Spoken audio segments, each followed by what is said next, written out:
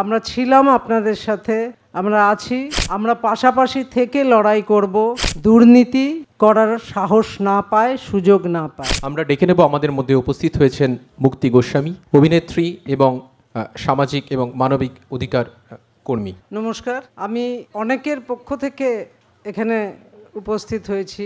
আমরা তিলোত্তমা গত 15ই আগস্ট আরজি করে আমরা কয়েকজন গিয়েছিলাম এবং সেইখানেই আমরা একত্রিত হয়ে এই আমরা তিলোত্তমা গঠন করেছিলাম।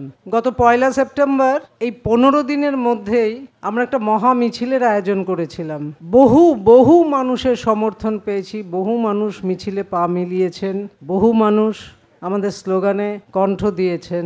আপনারা আজকে যারা ডাক্তারি ছাত্র, যারা শিক্ষক, যারা কর্মী রয়েছেন, আমরা তিলোত্তমার পক্ষ থেকে আমি কথা দিয়ে যাচ্ছি, আমরা ছিলাম আপনাদের সাথে, আমরা আছি, আমরা থাকব, আমরা পাশাপাশি থেকে লড়াই করব যতক্ষণ না যারা দোষী তাদের শাস্তি হচ্ছে, যারা দোষী তাদের দোষটা নির্ধারণ করা হচ্ছে এবং যারা দোষী তাদের বিরুদ্ধে সরকার থেকে এমন ব্যবস্থাও নেওয়া হচ্ছে যাতে আর কখনো তারা এই ধরনের দুর্নীতি করার সাহস না পায়, সুযোগ না পায়।